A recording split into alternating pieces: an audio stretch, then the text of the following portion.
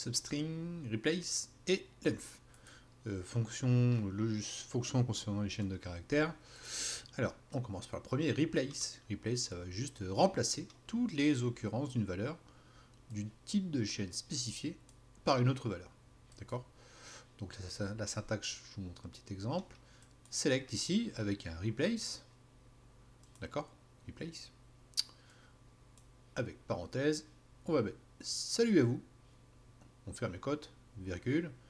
On va remplacer le salut qui est ici par bonjour. D'accord? Vous voyez, c'est pas très difficile. Donc on voit que la syntaxe est assez simple. Le replace, ça va remplacer juste ce mot-là. Voilà, si on fait un replace, là on a bien bonjour à vous. D'accord? À la place de salut à vous. On peut aussi le mettre dans un select classique, hein, dans une table, heureusement d'ailleurs.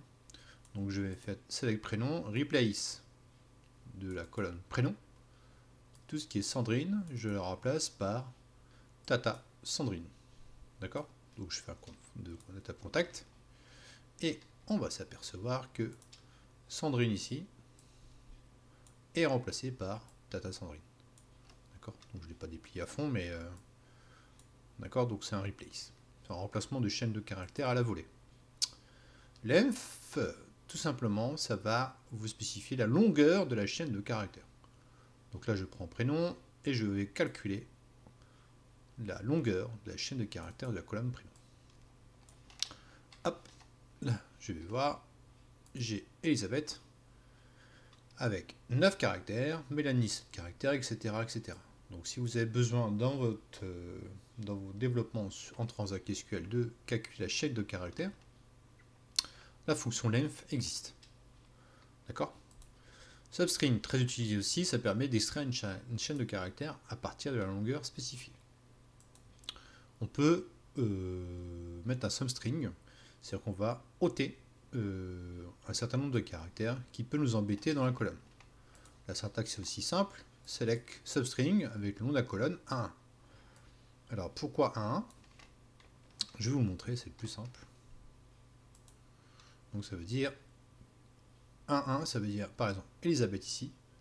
Je vais prendre juste le premier caractère qui commence à gauche et tu t'arrêtes au premier caractère. Donc ça fait Mélanie M, Sandrine S, Bruno B, Michel M, etc. etc. D'accord? Un deuxième exemple en dessous pour que ce soit plus clair pour vous.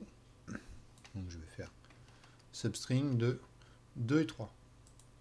Donc là il commence un deuxième caractère. Donc Elisabeth. Donc je commence à Lise et je m'arrête au troisième caractère après le deuxième. Donc L, je commence par Lise, 1, 2, 3, donc ça fait Lise. Ella de Mélanie, And de Sandrine, Bruno, etc. etc. D'accord? Donc ça, ce sont 3 fonctions qu'on utilise très souvent aussi dans les requêtes SQL.